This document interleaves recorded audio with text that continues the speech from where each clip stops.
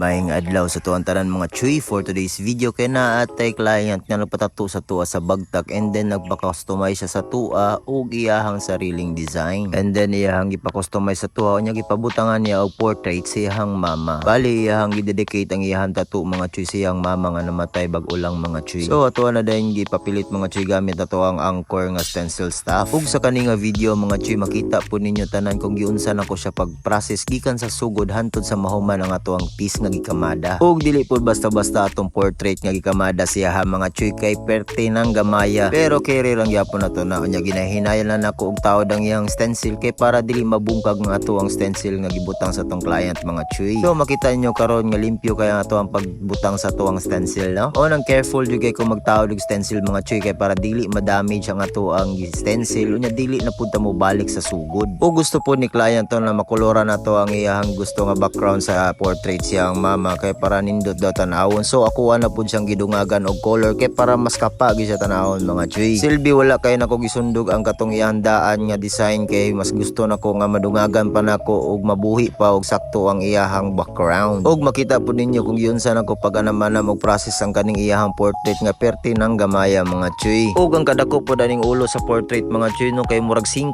pesos na lang gyud kagamay. Pero ako agyong gipaningkamutan og maayo mga chuy nga ako ang makapi ang iyahang original picture. Mao nang ako lang yan naman kay ug magpula na pud ang iyahang tattoo. Ako asang undangan hindi mo balhin na pud ko sa pikas kay para malugdang ang iyahang pagkapula. Hindi natuan na pud siyang balikan pagkataod-taod kay para makuha na to ang finished product. Ug ako na pong giputian daan mga chuy para dili na kumubalik unya diri nga part. Unya dili na pud kaayo masakita na to ang client. So karon medyo okay na ang portrait no. Ato na lang siyang dungagan og texture kay para makumpleto gyud na to ang iyahang darkness or contrast sa iyahang piece mga chuy. So karon ginahuman naman ta sa lower part ako na siyang gitabunan og cling wrap mga chuy para dili mahugaw ang ato ang piece. Og ako na pong gibanata ng upper part kabalo ba ka chuy nga gibutangan pud nako ni siya og brown ang iyahang shading kay para mas nindutan awon sa pag-heal. Pero magdepende lang gyud na sa diskarte mga chuy kung unsay gusto nimo ilapat sa tattoo sa to ang clients. So habang gapadayon ng atong video ato ang ipang shoutout ni ato ang mga solid na followers mo lang shoutout sa imuha. Zai James og shoutout pud sa imuha. Aljun og shoutout pud ko sa mga artist dira sa Digo City. Og shoutout po si Madra Etelbert Bautista Dawal. Og shoutout po si Madra Nicolo Malcampo. Og shoutout po si Mua Gian Ayenza Almendras. And shoutout si Mua Brian Marahay.